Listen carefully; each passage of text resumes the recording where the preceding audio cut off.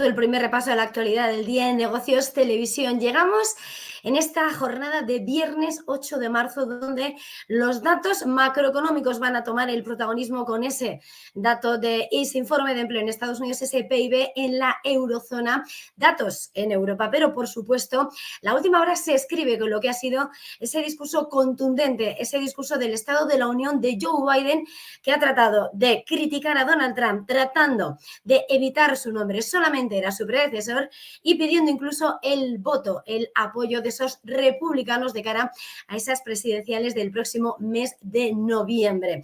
Joe Biden ha sido el hombre que ha escrito el discurso que ha despertado la atención, haciendo un examen de los grandes puntos calientes del planeta a esta hora y también defendiendo la resiliencia de la economía americana y señalando que Estados Unidos es la envidia del mundo y que va a seguir haciéndose grande. Son muchas las ideas que ha puesto sobre la mesa, pero lo más importante ha sido además ese ataque contra Donald Trump y sobre todo contra Vladimir Putin. Ha dicho además que su predecesor en el cargo lo que hizo fue dejar que el líder del Kremlin hiciera lo que quisiera, y eso, decía, era ridículo y peligroso, y más cuando en los últimos tiempos se ha abierto a que pueda hacer lo que quiera, invitando al ruso Putin a invadir otras naciones de la OTAN si no gastaban más en defensa. Biden ha asegurado lo más importante, ese mensaje de compromiso de Estados Unidos con la alianza, e incluso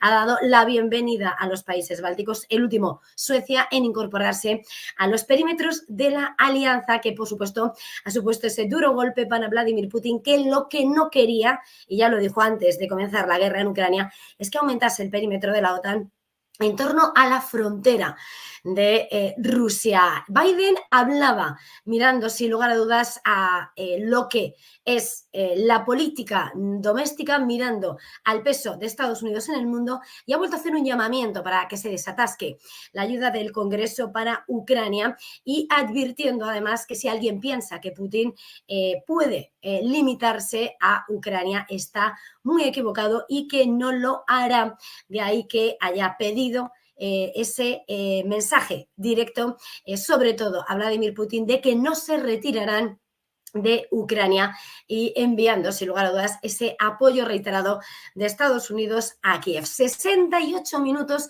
de discurso es lo que ha ofrecido Joe Biden, que pese a esos bajos índices de aprobación y pese a sus más de 80 años y las dudas sobre si aguantaría o no un mandato más en la Casa Blanca, y teniendo además que enfrentar el envite contra Donald Trump, ha hablado a los ciudadanos estadounidenses sobre su visión para otro mandato de 4 años, y ha señalado, ha advertido que va a subir los impuestos a los ricos y a las empresas, y que van a pagar algo más de ese 8,2% que asegura que es insuficiente. Además, ha prometido reducir precios de la vivienda o reducir costos de los medicamentos, pero también ha mirado a Oriente Medio y ha asegurado cómo Estados Unidos sigue trabajando para alcanzar un alto el fuego, y ha advertido y reiterado que solo una solución de 2 estados garantizaría la seguridad y la democracia en este punto del mundo, al tiempo que ha anunciado la construcción de un puerto temporal por parte de Estados Unidos para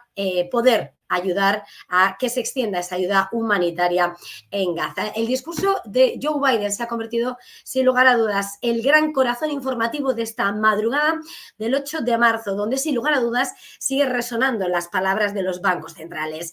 No ha tocado Reserva Federal esta semana, pero hemos escuchado 2 días, 2 audiencias consecutivas de Jerome Powell, el jefe de la Fed, ante las 2 cámaras del Congreso, y en la última sesión ha reiterado de alguna manera ese guión de cómo la Fed va a eliminar gradualmente esa política restrictiva a lo largo del año, y advirtiendo que sí que va a haber crisis y caídas en los bancos, pero retirando la amenaza sobre los grandes bancos y poniendo el foco en la banca mediana y en los bancos pequeños. Quien sí tenía la palabra era el Banco Central Europeo, cuando Christine Lagarde salía tras haber decidido esa 4ª decisión consecutiva de mantener la pausa en el 4,5%, y en el que advertía que no van a necesitar ese 2% de inflación para recortar los tipos de interés y en un momento en el que se analizaba sus palabras señalando cómo además, eso sí, van a mirar ese data y en el que, ojo, ha puesto el detalle en esa debilidad de la economía en la eurozona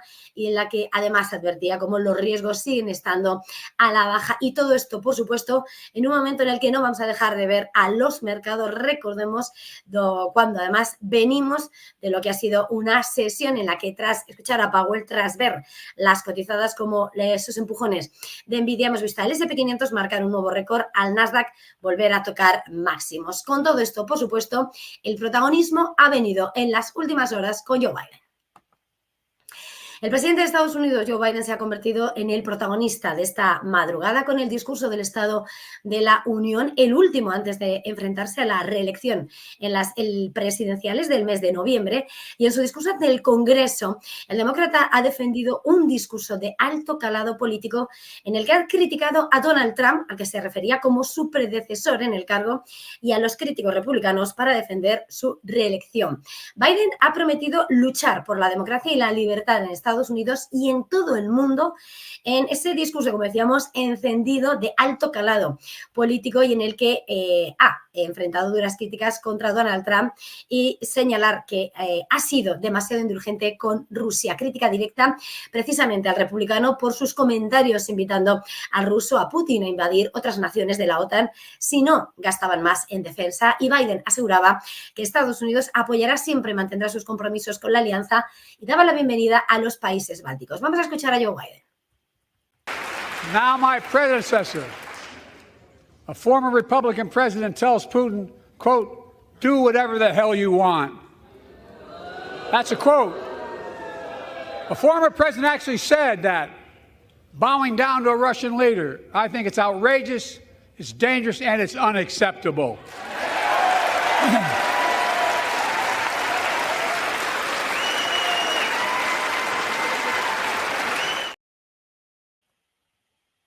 En un discurso encendido, Biden ha denunciado ante el Congreso, en ese Estado de la Unión, que la libertad y la democracia se están viendo amenazadas y atacadas tanto en casa, tanto dentro de los propios Estados Unidos como en el extranjero.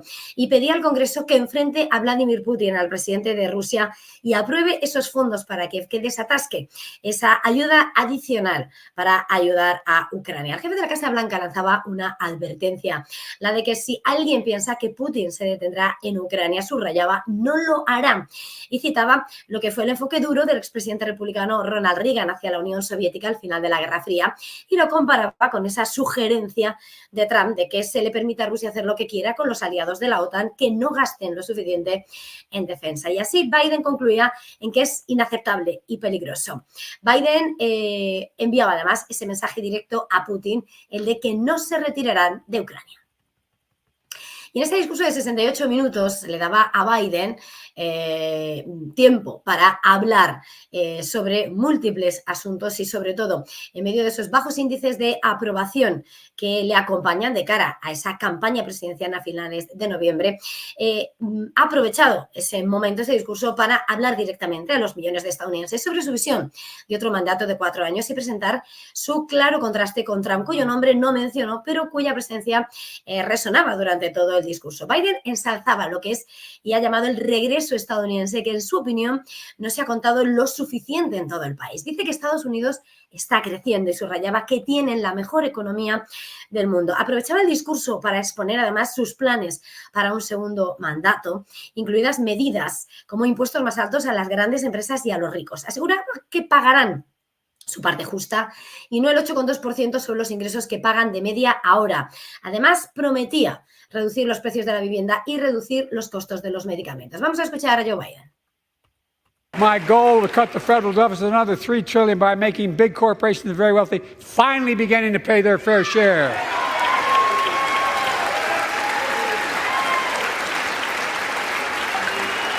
Look, I'm a capitalist. If you want to make or can make $1 million or millions of bucks, that's great. Just pay your fair share in taxes. A fair tax code is how we invest things to make this country great. Healthcare, education, defense, and so much more. But here's the deal. the last administration enacted a $2 trillion tax cut, overwhelmingly benefit the top 1%, the very wealthy and the biggest corporations, and exploded the federal deficit. They added more to the national debt than any presidential term in American history. Check the numbers. Folks at home, does anybody really think the tax code is fair? No. Do you really think the wealthy and big corporations need another $2 trillion tax break? No. I sure don't. I'm going to keep fighting like hell to make it fair. Under my plan, nobody earning less than $400,000 a year will pay an additional penny in federal taxes. Nobody, not one penny. And they haven't yet. In fact, sobre Oriente Medio, Biden aseguraba, además, en ese discurso que Estados Unidos trabaja sin parar para establecer un alto el fuego inmediato que duraría, apuntaba, al menos 6 semanas, y discurso en el que además lanzaba mensaje para Israel, que debe permitir que entre más ayuda a Gaza y garantizar que los trabajadores humanitarios no queden atrapados en el fuego cruzado, y reiteraba su postura de que solo una solución de 2 estados garantizaría la seguridad y la democracia de Israel y que los palestinos puedan vivir en paz y dignidad. El presidente Joe Biden anunciaba en su discurso sobre el Estado de la Unión que el ejército estadounidense va a construir un puerto temporal en la costa mediterránea de Gaza para recibir ayuda humanitaria por mar. Según además esas informaciones adelantadas por Reuters, la planificación de la operación, inicialmente basada en la isla de Chipre, no prevé el despliegue del personal militar estadounidense en el país. La instalación albergaría grandes barcos que transportan alimentos, agua, suministros médicos y refugios temporales. Washington trabajará con socios y aliados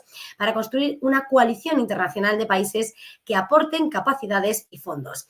La decisión de Biden de ordenar la construcción de ese puerto temporal se produce en medio de la advertencia de la ONU sobre esa hambruna generalizada entre los 2,3 millones de palestinos del enclave después de 5 meses de combates entre Israel y Hamás.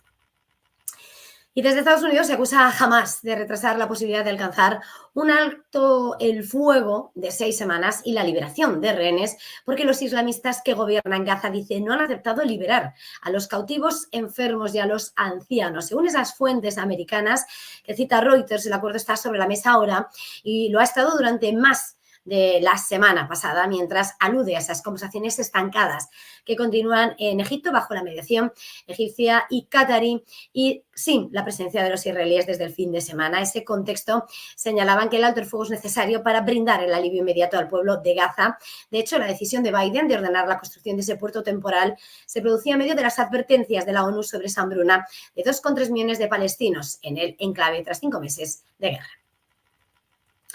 Y Suecia se ha unido a la OTAN en Washington este jueves. Se suma a la alianza 2 años después de que, justo con la invasión de Rusia de Ucrania, repensase su política de seguridad nacional hasta concluir que el apoyo y el ingreso en la alianza era la mayor garantía de seguridad para la nación báltica. Era entonces cuando solicitaba la adhesión junto con Finlandia, justo lo que Putin, el jefe del Kremlin, trataba de impedir por amenazar ante ese posible crecimiento del perímetro de la OTAN en su frontera.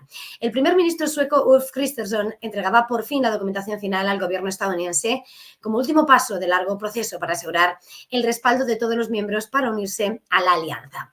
Para la OTAN, las incorporaciones de Suecia y Finlandia, que comparten una frontera de 1.340 kilómetros con Rusia, son las incorporaciones más importantes en décadas y también supone ese duro golpe para el líder del Kremlin, para Vladimir Putin, que ha tratado de impedir el mayor fortalecimiento de la alianza. Por su parte, Suecia se beneficiará de la garantía de ese principio de defensa común de la alianza, según la cual un ataque a un miembro se considera un ataque a todos.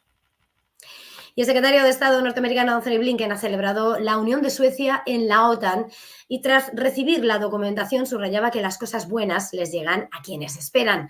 Justo al recibir los documentos de adhesión de Suecia de manos de su primer ministro Kristersson, Blinken recordaba que todo cambió después de la invasión a gran escala de Ucrania por parte de Rusia, hasta el punto de que Suecia registró ese cambio masivo en la opinión pública pro-OTAN. Blinken ha señalado que los suecos se dieron cuenta de algo muy profundo, que si Putin estaba dispuesto a intentar borrar a un vecino del mapa, al caso Ucrania, entonces probablemente no se detendría allí. Y mirando precisamente a Ucrania, el presidente ucraniano Volodymyr Zelensky ha felicitado a Suecia por su ingreso en la OTAN y asegura que está ahora más protegido de lo que ha llamado el mal ruso. El líder de Kiev ha felicitado a las autoridades y a la población sueca por su ingreso en la alianza y ha señalado que un país europeo más está ahora mejor protegido y ha señalado que todos nos beneficiamos cuando la seguridad de un país mejora. Zelensky incide en que Rusia ataca contra todo lo que ha mantenido a Europa pacífica y unida en las últimas décadas y ha señalado que los países del continente comprenden lo fundamental que es mantener la alianza y la asociación para garantizar la seguridad. Y Zelensky hoy sale de visita oficial a Turquía este viernes, donde se va a reunir con el presidente Recep Tayyip Erdogan. El presidente ucraniano va a ser recibido por su homólogo, según ha confirmado la propia presidencia del país. Los dirigentes abordarán la situación actual de los contactos sobre la continuación del acuerdo sobre el corredor de cereales a través del Mar Negro, suspendido por Rusia en julio de 2023. Y en la lectura más económica de las últimas horas, la voz que ha vuelto a resonar ha sido la de Jerome Powell, el jefe de la Fed, que ha vuelto a escribir parte de la crónica en su comparecencia, la segunda audiencia ante la Cámara de Representantes de Estados Unidos. Powell ha reiterado la idea de que la Fed todavía no está preparada para recortar los tipos, pero apuntaba en la misma fórmula para llegar al pivote. Dice que si la economía evoluciona en términos generales como se espera, probablemente será apropiado comenzar a rebajar la política en algún momento de este año. Advertía que si las perspectivas son inciertas y el progreso continuo hacia el objetivo de inflación del 2% no está asegurada y eso es lo que ahora mismo tienen que vigilar. Apuntaba además que no se espera que sea apropiado reducir los tipos de interés hasta que sea y tengan adquirido una mayor confianza en que la inflación avanza de manera sostenible hacia el 2% y subrayaba que sí eliminarán cuidadosamente la política restrictiva este año. Vamos a escucharle. This is a problem that we'll be working on for years more, I'm sure. There will be bank failures, but this is not the big banks. If you look at the very big banks, it's not a first-order issue for any of the very large banks. It's more, smaller and medium-sized banks that have these issues. Powell destacaba además los desafíos en el mercado inmobiliario y la baja cantidad de viviendas disponibles para la venta. Reconocía el potencial de las quiebras bancarias, particularmente entre los bancos pequeños y medianos, debido a la exposición en bienes raíces comerciales, pero según su exposición no prevén que este problema afecta a los grandes bancos. Vamos a escuchar a Jerome Powell. This is a problem that we'll be working on for years more, I'm sure. There will be bank failures, but this is not the big banks. If you look at the very big banks, it's not a first-order issue for any of the very large banks. It's more, smaller and medium-sized banks that have these issues. Y también este jueves, dentro de los bancos centrales, al que sí le tocaba reunión y decisión era el Banco Central Europeo. Christine Lagarde tomaba el turno de palabra tras esa decisión del BCE de mantener los tipos sin cambios en el 4,5% por cuarta reunión consecutiva. Revisaba la baja el PIB en 2 décimas hasta limitar a 0,6% la previsión de crecimiento para 2024, mientras no ocultaba los riesgos a la baja y revisaba también esa inflación. Mantenía el argumento de data dependencia mientras celebraba los avances en el proceso desinflacionario. Ahora ve la inflación en el 2,3% este año y en el 2% en el próximo, y en la subyacente 2,6% en 2024 y el 2,1% el próximo año. Pero decía, y eso sí, hacía especial énfasis, es que no necesitan una inflación del 2% para tomar la decisión del recorte de los tipos de interés. Vamos a escuchar a Lagarde. Core inflation is at 2.6 in 24. And then moving to 2.1 in 25 and finally reaching 2% in 26. I'm not here saying that we will wait until we are at 2% and that we see 2% to take a decision. This is not what I'm saying here. But in terms of projections, both headline and core, this is what we are seeing.